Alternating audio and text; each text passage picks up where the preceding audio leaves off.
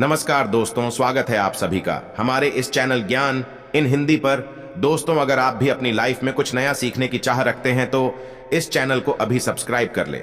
दोस्तों, जो पुरुष अपनी पत्नी की इन 4 चीजों पर हर समय नजर बनाकर रखता है तो वह पुरुष अपनी जिंदगी में कभी दुखी नहीं रहता। दोस्तों, आज की यह वीडियो आपके लिए बहुत ही ज्ञानवर्धक और महत्वपूर्ण होने वाली है।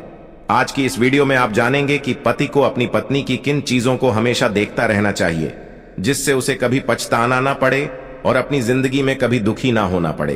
दोस्तों, आपसे निवेदन है कि वीडियो को पूरा जरूर देखें। तो दोस्तों, आपका ज्यादा समय न लेते हुए कहानी को शुरू करते हैं।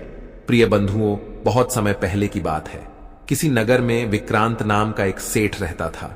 सुलोचना नाम की एक उसके बेटी थी जो देखने में इंद्र की अप्सराओं की तरह लगती थी। सुलोचना रूप और यौवन से इतनी संपन्न थी कि इंद्र भी लालायित होने लगे। दर्शकों, एक दिन की बात है। सुलोचना अपनी सहेलियों के साथ देव दर्शन के लिए घर से निकली। चलते चलते जब वह देवी के मठ के निकट पहुंची तो उसे वहां एक वैश्य कुमार ने देखा। वह वैश्य कुमार उसकी मोहिनी सूरत पर मोहित हो गया और वह उसे काफी देर तक निहारता रहा और सोचने लगा कि ऐसी सुंदर कन्या यदि मुझे मिल जाए तो मेरा जीवन धन्य हो जाएगा। दोस्तों, वैश्य कुमार सुलोचना के प्रेम में पूरी तरह घायल हो चुका था। सुलोचना देवी के दर्शन करके अपने घर वापस लौट आई। उधर वह वैश्य कुमार उसकी यादों में रात भर करवटें बदलता रहा। बार बार उसकी आंखों के सामने सुलोचना की अलौकिक छवि आ जाती थी। जैसे तैसे करके उसने रात बिताई। सवेरा होते ही वह सेठ के बगीचे में जाकर बैठ गया और सोचने लगा, आज जब वह आएगी तो उससे मैं अपने मन की बात कह दूंगा।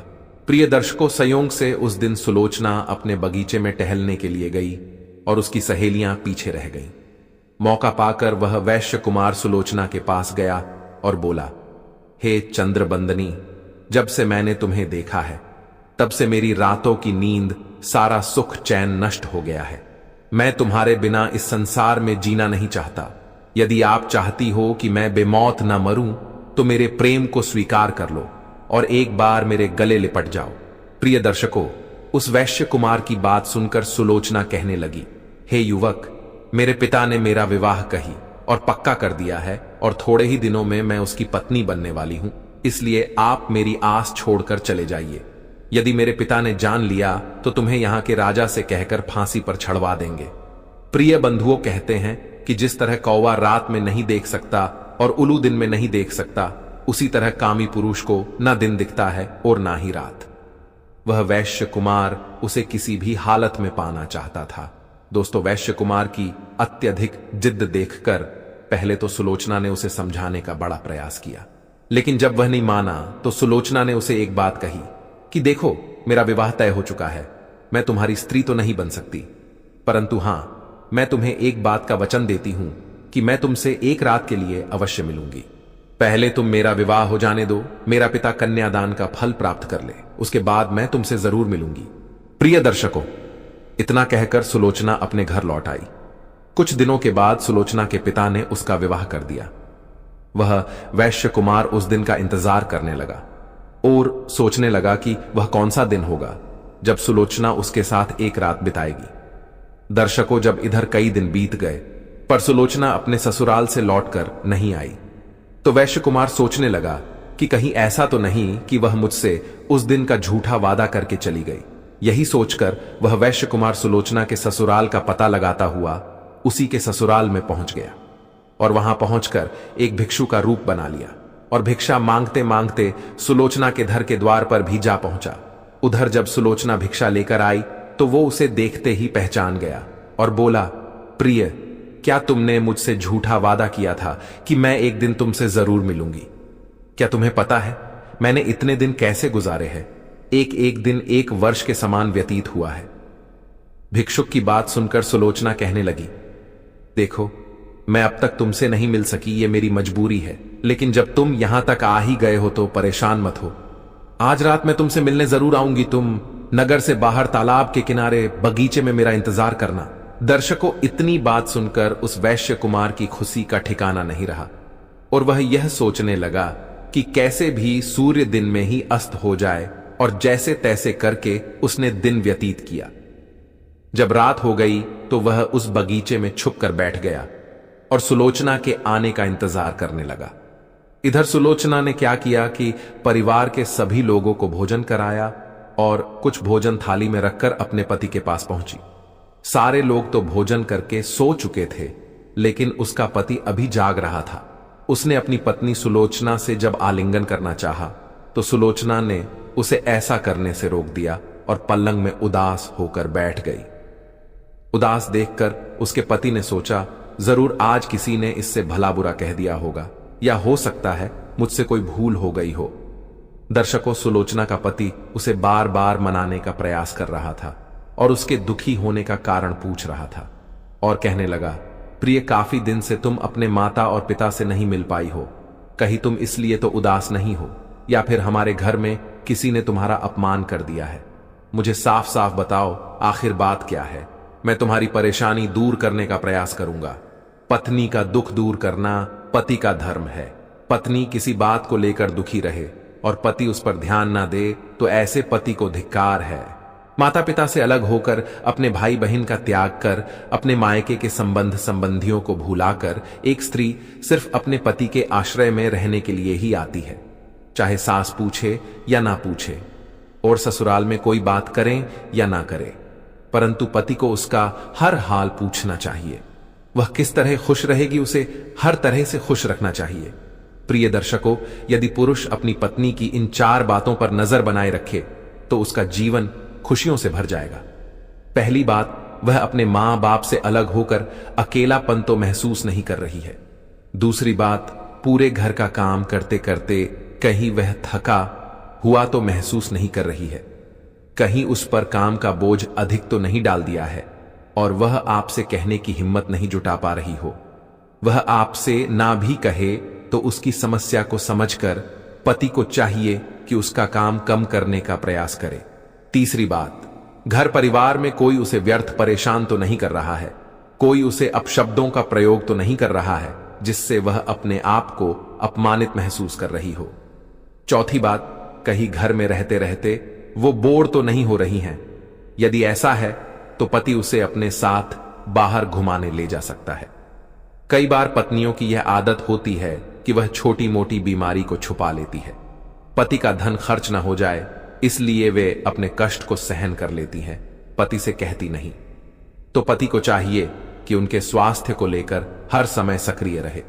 इसके विपरीत पति को इन बातों पर भी नजर रखनी चाहिए कि किसी गलत संगत से उसकी पत्नी का चरित्र तो नहीं बिगड़ रहा है और उसकी गैर मौजूदगी में उसकी पत्नी अकेली बाहर तो नहीं घूमने जाती है, पड़ोसियों के घर अधिक उठना बैठना तो नहीं है। कई बार हमारी लापरवाही उनके चरित्र को बिगाड़ देती है। कहते हैं, अन्य पुरुषों के साथ रहना, उठना बैठना, सामने होकर अधिक बातचीत करना और हद से ज्यादा स्वतंत्र छोड़ देना, दूसरे के घर में निवास करने देना, ये सब नारियों के लिए दोष बताए हैं। पत्नी को इन सब से दूर रखना ही उचित है। शुक्र नीति कहती है कि एक समझदार और सुशील स्त्री घर पर यदि पति, पिता, पुत्र आदि को ही समय देना चाहिए और घर के कार्यों के अलावा अन्य कार्यों में ज्यादा समय नहीं देना चाहिए। हंसी मजाक करने वाले पति के मित्र से भी व्यर्थ मुंह नहीं लगना चाहिए और किसी अन्य पुरुष के साथ बैठना और अत्यधिक हंसी मजाक करना कुलीन स्त्रियों के चरित्र को बिगाड़ने का काम करती हैं। दुष्ट पुरुषों के साथ बैठकर हंसी मजाक करना स्त्रियों के लिए उचित नहीं है, क्योंकि कहते हैं आजाद स्त्रियों को निडरता एकांत में बुरे आचरण के लिए सफल हो जाती हैं। उत्तम स्त्रियां ऐसा नहीं करती और इसलिए उनका चरित्र नहीं बिगड़ता और उनकी समाज में निंदा भी नहीं होती।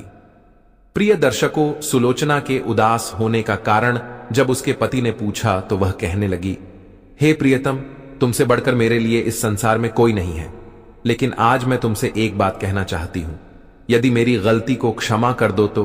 पति बोला, हां प्रिय, मैं तुम्हारी किसी भी गलती को क्षमा कर दूंगा, तुम बोलो तो सही। दर्शकों, तब सुलोचना बड़े ही दुख और शर्म के साथ अपने पति को बताती है कि हमारी शादी से पहले की बात है। एक वैश्य कुमार मेरी सुंदरता पर मोहित हो गया था और कई दिनों तक उसने मेरा पीछा किया। एक दिन वो मेरे बगीचे में आया और बोला कि यदि तुमने मुझसे विवाह नहीं किया तो मैं तुम्हारी आंखों के सामने अपने प्राण त्याग दूंगा। मैं उसके मरने की खबर सुनकर भयभीत हो गई और मैंने उसे बताया कि मेरा विवाह तय हो गया है और मैं अब किसी अन्य पुरुष को स्वीकार नहीं कर सकती। लेकिन वह किसी भी तरह से समझने को तैयार नहीं था। तब मैंने उससे एक वादा किया कि मैं जीवन भर तो नहीं पर एक रात के लिए उसकी पत्नी जरूर बनूंगी। वो मेरी इस बात पर मान गया और तब से लेकर अब तक मैं अपना वचन नहीं निभा पाई और मैं उससे मिलने नहीं जा पाई।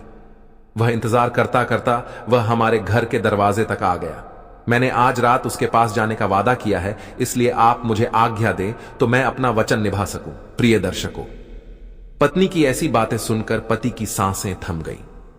और सच बात है, कोई भी पति अपनी स्त्री को दूसरे पुरुष के साथ देखना नहीं चाहेगा। सुलोचना का पति भी बड़ा अचरज में पड़ा था और वह काफी देर तक विचार करता रहा कि ऐसी स्त्री को धिक्कार है जो पति के रहते किसी पर पुरुष की इच्छा रखती हो।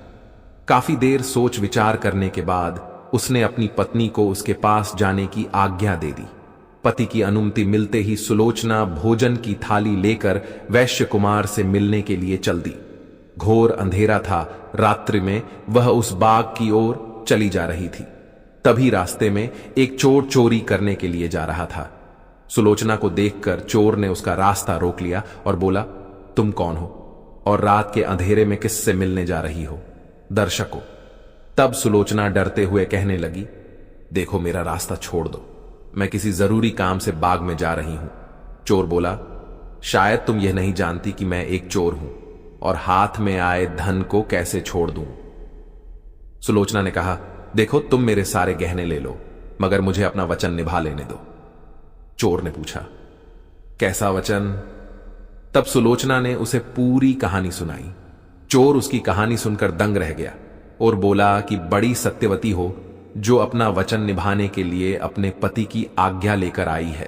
प्रिय दर्शकों, चोर चोरी करना भूल गया और वह भी उसे भोगने की इच्छा जताने लगा। सुलोचना ने कहा, ठीक है, पहले मैं उससे मिल आऊं, लौटकर मैं तुम्हारे पास जरूर आऊंगी। चोर ने सोचा इतनी वचन की पक्की है तो लौटकर जरूर आएगी, और चोर उसी स्थान पर उसका इंतजार करने लगा। इधर क्या हुआ कि सुलोचना उस वैश्य कुमार के पास पहुंची और उसे भोजन कराया। वैश्य कुमार ने देखा कि सुलोचना इतनी रात गई अपने वचन निभाने के लिए मेरे पास आई है, तो उसकी ईमानदारी से बड़ा प्रश्न हुआ और उसकी सोच बदल चुकी थी। उसने कहा, हे सुलोचना, वैसे तो मैं तुझे जान से ज्यादा चाहता हूं, पर तुम एक दूसरे पुरुष की पत्नी बन चुकी हो, इसलिए उसने तुम पर विश्वास करके मुझसे मिलने के लिए भेज दिया। मैं उसके त्याग से समझ सकता हूं कि वह तुम्हें कितना चाहता है, जो तुम्हारी खुशी के लिए वो राजी हो गया।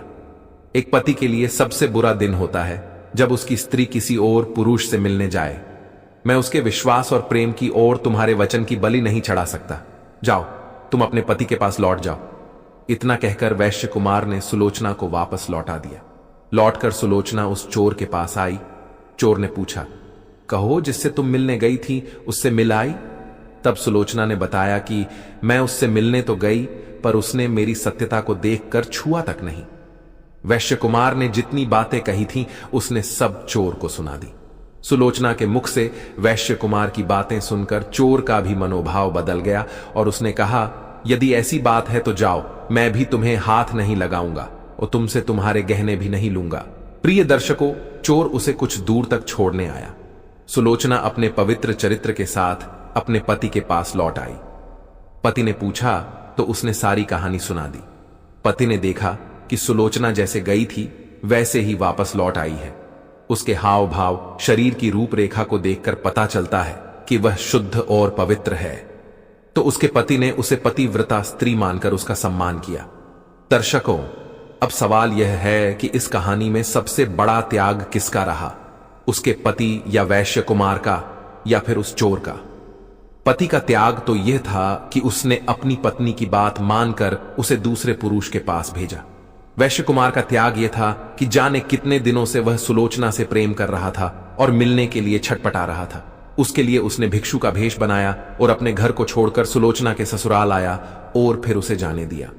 चोर का त्याग यह था कि जिसका काम है चोरी करना, उसने स्त्री को तो छोड़ा, साथ ही उसके गहने को भी नहीं लूटा। इसका जवाब आप सभी कमेंट बॉक्स में जरूर दीजिएगा। दोस्तों, अगर वीडियो पसंद आई हो तो वीडियो को लाइक जरूर करें और साथ ही कमेंट पर हर हर महादेव जरूर लिखें।